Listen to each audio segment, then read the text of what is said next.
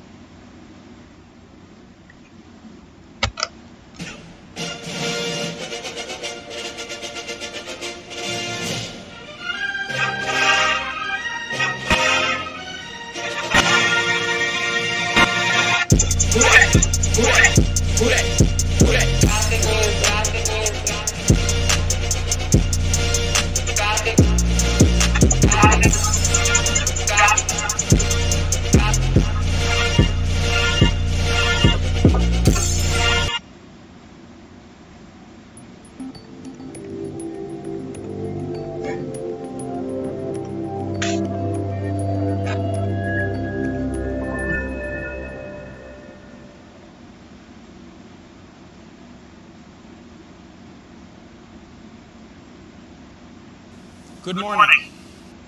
In opening our program, I'm pleased to invite your attention to two powerful ideas: sense making and making sense. They're at the heart of the human condition: how we perceive and act, how we learn, feel, play, work, and imagine. Throughout the day, you will see the repercussions of these powerful ideas and how our technologies are leveraging them. Humans are preeminently sense-making animals from infancy. What does this mean? Can I explain that? Why is this happening now? Even Remy, the wise rat in Disney's Ratatouille movie, recognizes the open nature of the world and its unfolding events. He tells us the only thing predictable about life is its unpredictability.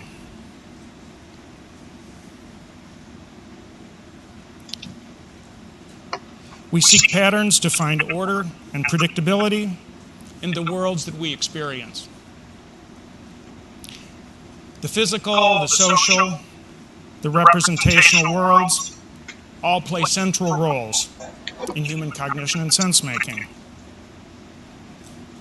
Learning scientists, what do? We study how children and adults learn to employ the sense-making apparatus to engage in sense-making activities. We look at how they use our brains, our bodies, all of our sensory modalities.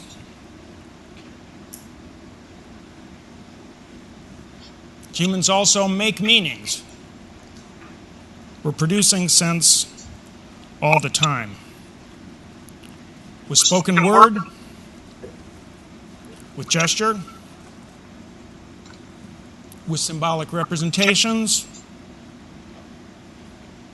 with information and communication technologies, and here we've come up with a growing palette of ways to do this. We started with written language, images, mathematics, now social media, programmable language expressions, tangible user interfaces, immersive worlds and games, social robots. People expect others to produce meanings much as they do. In interactions, we see the intertwining of humans as meaning makers and as sense makers. This is the exciting stuff. I look forward to exploring with you today the emerging works at the frontiers of sense making and making sense. Thank you.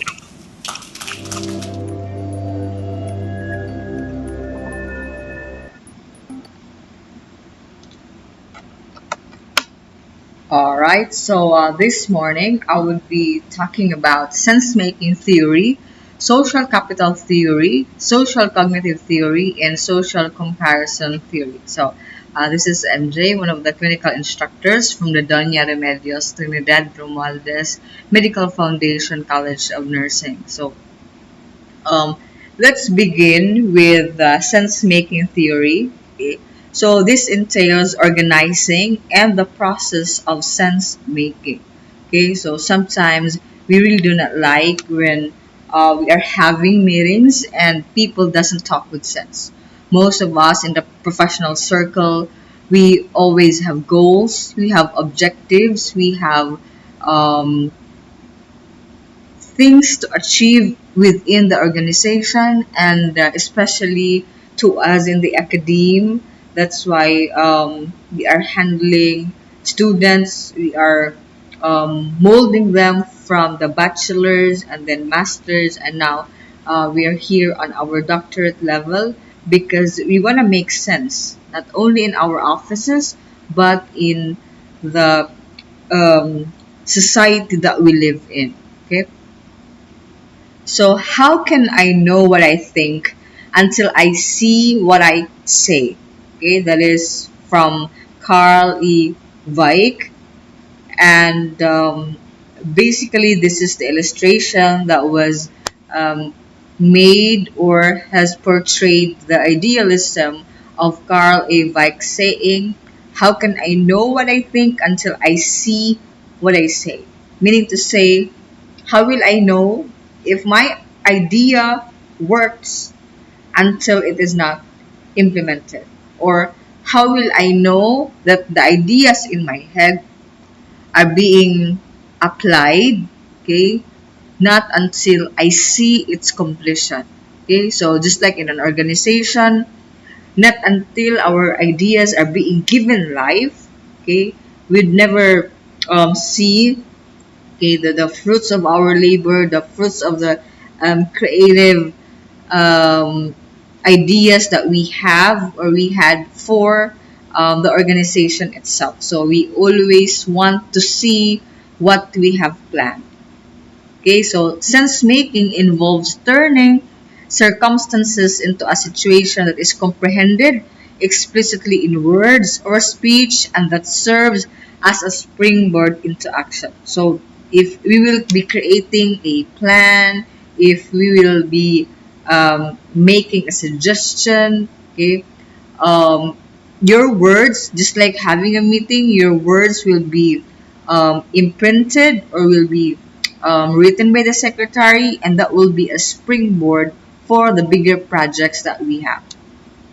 Okay, so circumstances, words, and speech springboard into action. Okay, so sense making means to organize the circumstances so make to make plausible reactions possible.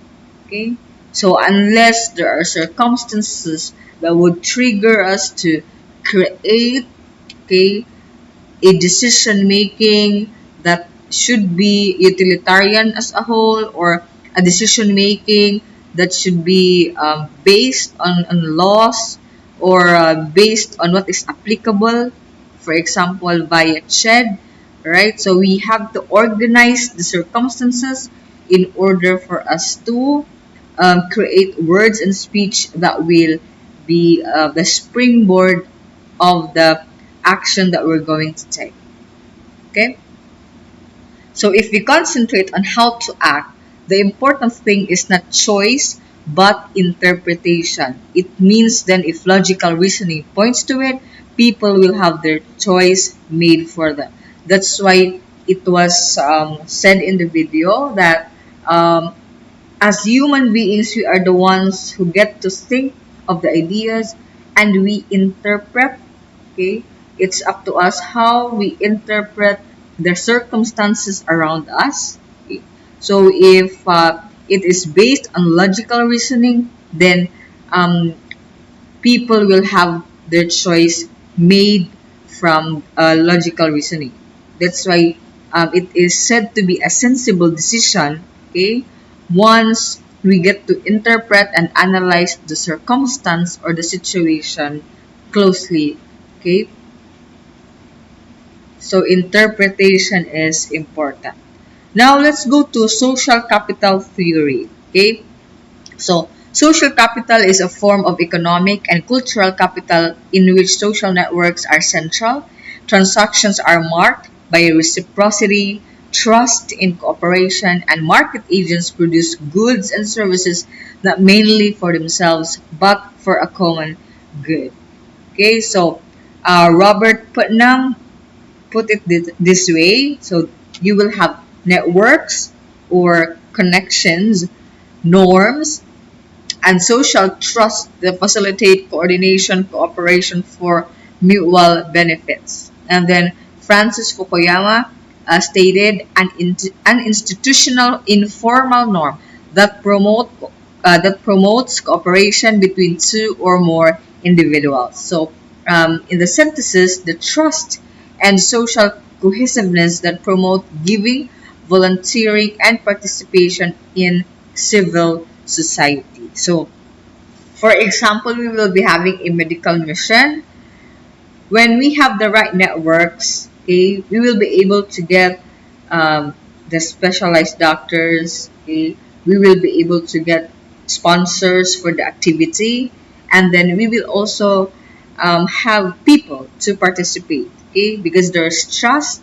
Okay, there's social closeness, and there is a voluntarism act between the members of the society, and there is coordination.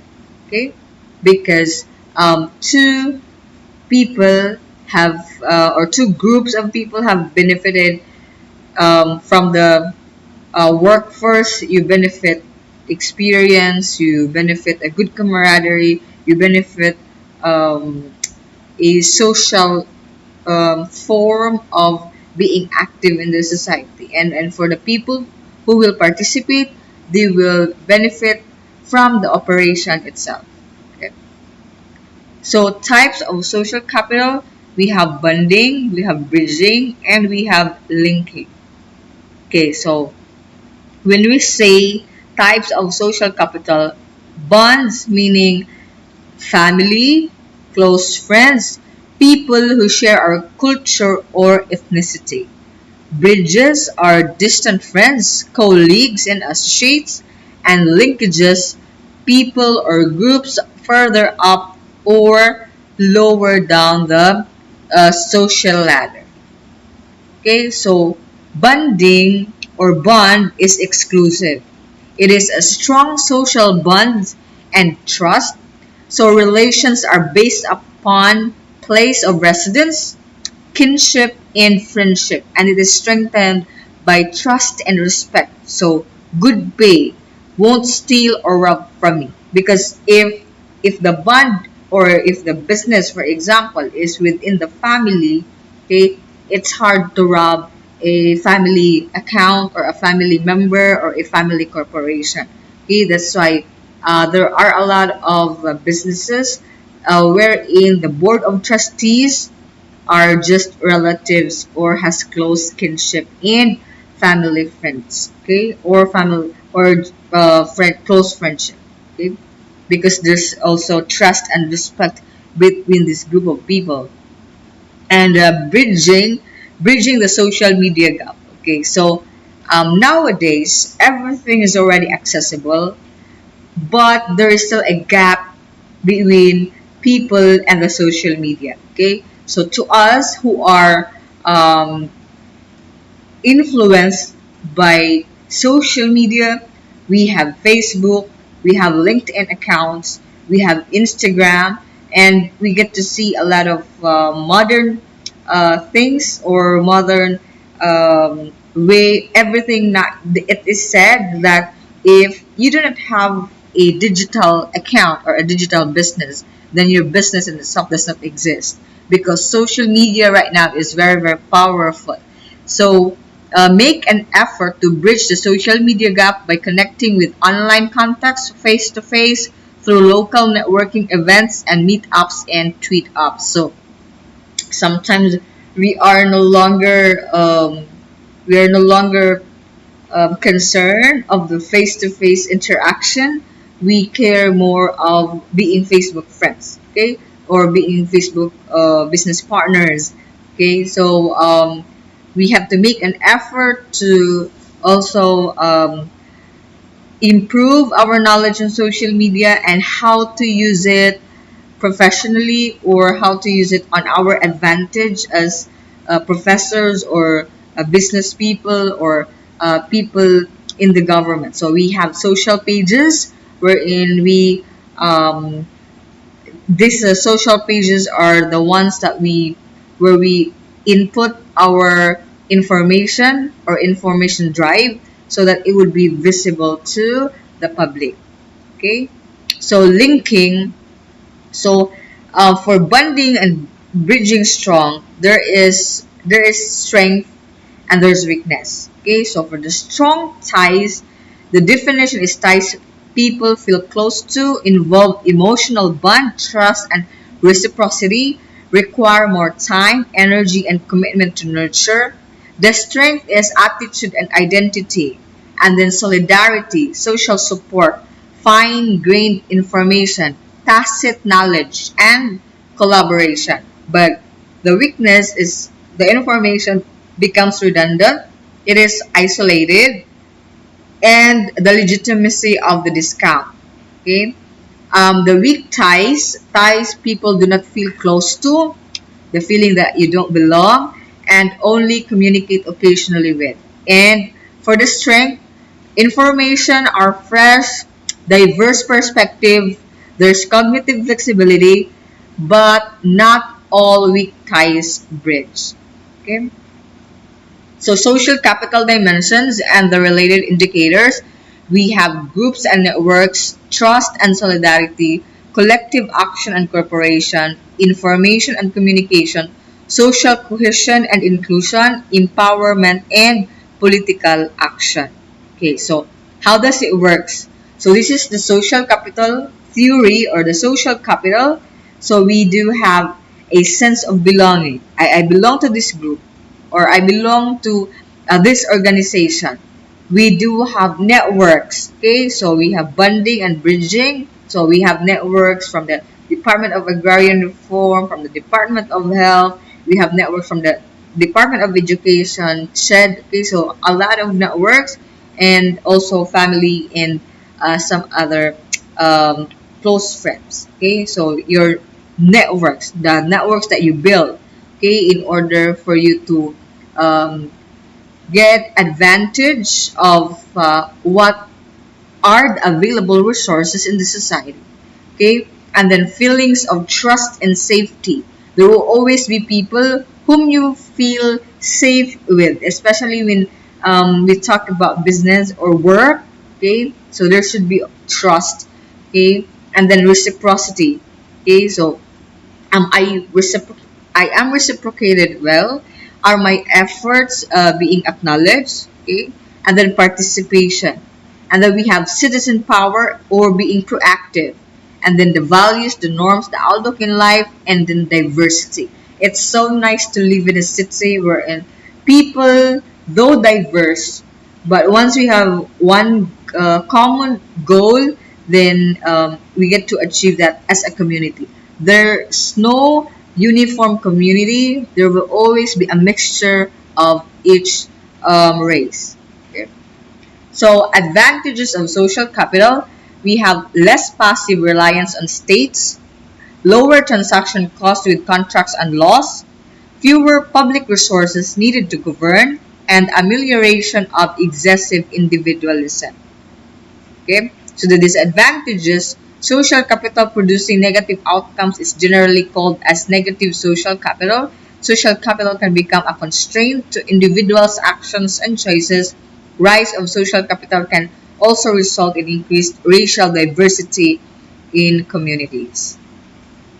Okay, so now let's go to social cognitive theory. So this was started by Albert Bandura, who was born in Alberta, Canada in 1925, and he had a doctorate studies in the University of Iowa. And he was interested in behaviorist learning theories, and Stanford University, he began to examine influences of social observations and learning in more depths. Okay, so there was an experiment conducted. It was the Boo Boo Doll experiment. So adults were recorded being aggressive to Boo Boo dolls, and children were shown the video and then allowed to play in the room full of toys. Children were aggressive to the Boo Boo doll just as the adults were in the video. So, through his research, Bandura observed that components of learning occur through observation and modeling behaviors. This concept led to the theoretical framework of the social cognitive learning theory. So, assumptions of social cognitive theory, learning occurs by observing others and modeling. So internal processes and cognition of observed behavior may or may not lead or to a learned behavior. So learning performance distinction. Behavior is goal oriented. Goals are set and behavior is directed to accomplishing the goal, or motivation driven. Behavior is eventually self-regulated, and then punishment and reinforcement have indirect effects on the learning process. Okay, so for example, in the reciprocal causation model, we have the environment, and then we learn so many things from the environment, and then the learning produces behavior in the person. Okay, so for example, environmental factors, we have social models, instruction, feedback. We have personal factors, cognitive, like goals, sense of efficacy, attributions, process of self-regulation, and for behaviors, goal, progress, motivations, and learning. Okay, so we also have types of learning. In active learning, learning by doing and is reinforced by the consequences of actions or outcomes. And vicarious learning, learning through observation, not performance. So we all know that there are four or three kinds of learner, the auditory, the visual, and the kinesthetic learners. Okay? So the learning process requires attention, retention, reproduction, and motivation. So the basic idea of Albert Bandura's social cognitive theory is that whatever it is that we see or we pay attention to, okay, for example, our leaders in the society, our CEOs in our offices, whoever it is that we see as our models, okay, we try to copy their ways of leadership, and it gets to be retained in our heads, and then we reproduce that kind of ideas, okay, or the things that we wanted to imitate or emulate from these people, and then we get the motivation to be such. Okay. So, social cognitive theory or modeling, models can be real people. For example, teachers and coaches. Models can also come from media such as books, TV, and magazines that is symbolic, and models can influence behavior positively or negatively. So if your models are the ones that is for example, you like Angelina Jolie, or you like Biden, or you like Barack Obama, okay, that those are positive leaders like um, Harris, the new Vice President of the United States right now, okay. Those are the brilliant kinds of models, right? However, if you if the model that you have in mind is Osama bin Laden, okay, so that would also be um, the other way around. Okay, it will connote a negative behavior to the followers of such person. Okay, so characteristics of models, we have both real and symbolic. Okay, so they have prestige and power. Models are competent and perform tasks well that others would like to be able to do. So, modeling example. Okay, John observed Sally succeed. Okay, John models Sally's behavior. So she's afraid of snakes too, but she's okay. I hate snakes. So, for example, Sally did well on her test. So, Sally got uh, a grade of A plus in chemistry. So she has become a great chemist. So Bobby, Sue, and Jenny and John want to do well on the next test because they study harder after seeing Sally's score as they see Sally or as they saw Sally as a model.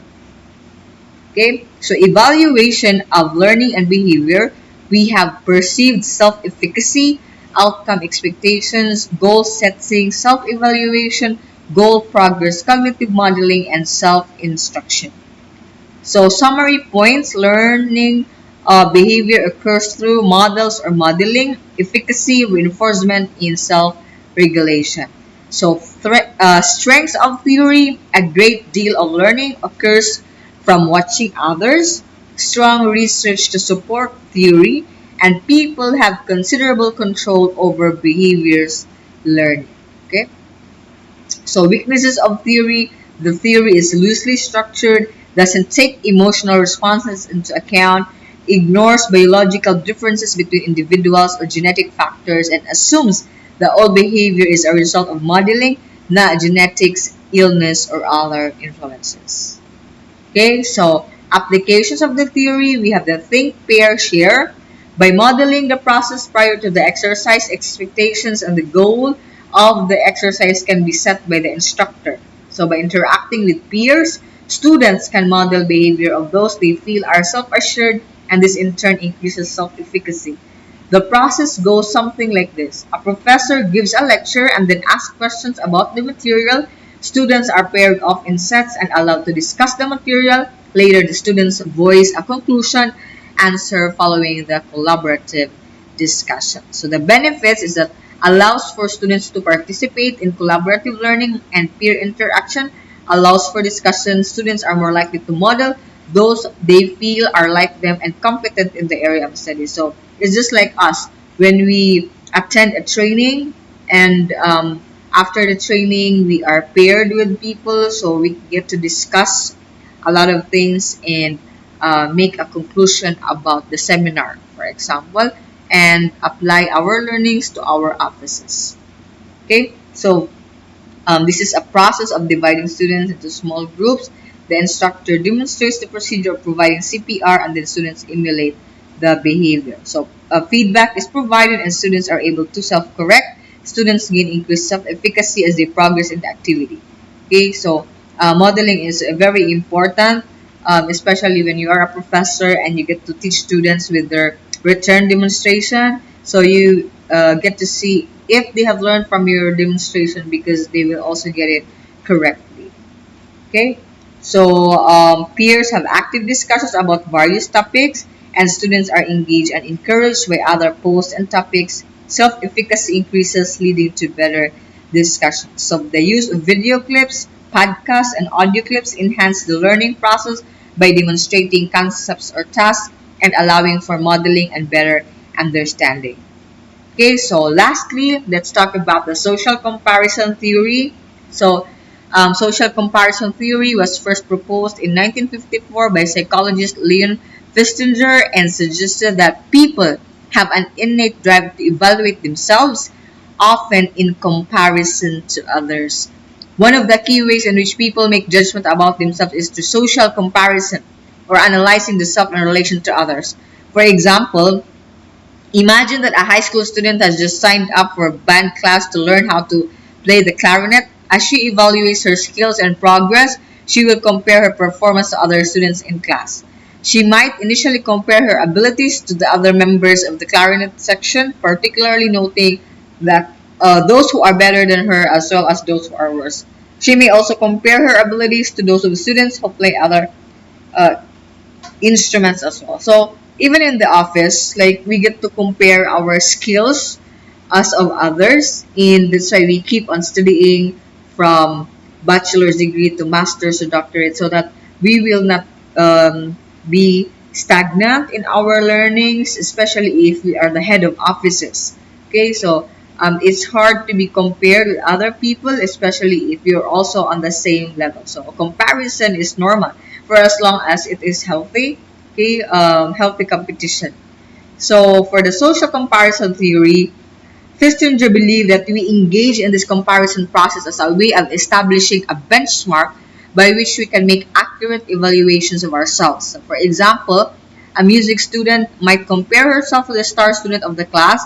If she finds that her abilities do not measure up to her peers' talents, she might be driven to achieve more and improve her abilities. Okay, so there are a lot of movies in Netflix wherein there was a ballerina. Okay, it was a ballerina the movie, and the other ballerina is poor, for example, and then the other ballerina is rich and she has a formal training.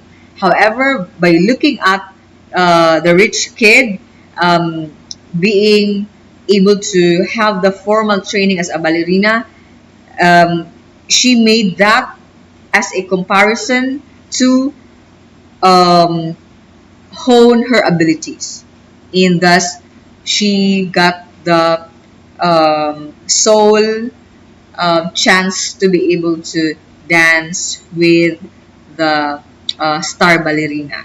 Okay, so it's really up to us how we would hone our abilities, okay, to meet up the challenges of our time and to be value driven and to be driven to be achievement driven people, so that like for example, if you come from the BPO industry, okay, social comparison theory is really seen in the BPO industry because you are being seated, okay, with a lot of people in one pod, okay, and you get to see that everybody talks, everybody is doing their best, and that would challenge you to also give your best talent, okay, so that we will hit the goal.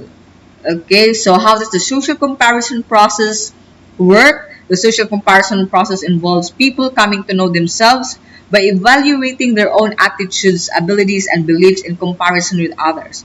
In most cases, we try to compare ourselves to those in our peer group or with whom we are similar. There are two kinds of social comparison. Upward social comparison is when we compare ourselves with those who we believe are better than us.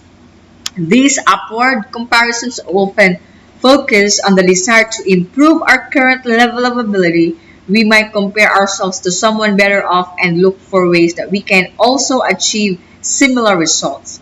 While downward social comparisons is when we compare ourselves to others who are worse off than ourselves. So such downward comparisons are often centered on making ourselves feel better about our abilities. We might not be great at something, but at least we are better off than someone.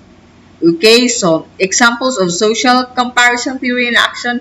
According to Fistinger, people rely on these comparisons with other people to accurately assess their own skills, abilities, beliefs, and attitudes. In cases where your comparisons are not effective, you might find yourself getting into situations that are too difficult or complex for your current skill levels. For example, if you compare yourself to your friends and feel that you are pretty physically fit, you might sign up for a marathon believing that you have the ability to finish with no problem.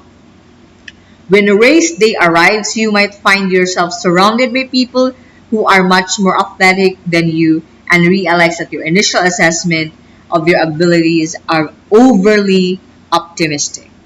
Okay, so when we can, we may put these comparisons to the test in a real world setting. So, for example, if you want to assess your skill as a basketball player, you might start by playing a game with your friends or practice shooting free throws. So once you have a good understanding of what you are capable of, you might then begin comparing your performance to other people that you know. You might immediately think of a friend who plays on his school's basketball team. This is an example of upward social comparison. In comparison to him, your performance is not nearly as skilled, but you might feel that you can eventually achieve similar skill with a little practice. In this case, upward social comparison may make you feel better about your skills and more motivated to improve upon it. You might then compare your abilities to a friend who couldn't make a basket to save his life. In comparison, your performance is much better. Okay, so these are the references. All right. Okay. So in summary, when it comes to social comparison theory, we also cannot compare our abilities with that of a gender or with that of somebody else. Okay, so we have social comparison theory is applicable to those among our peer group. Okay, so I think my report has already ended. Thank you so much.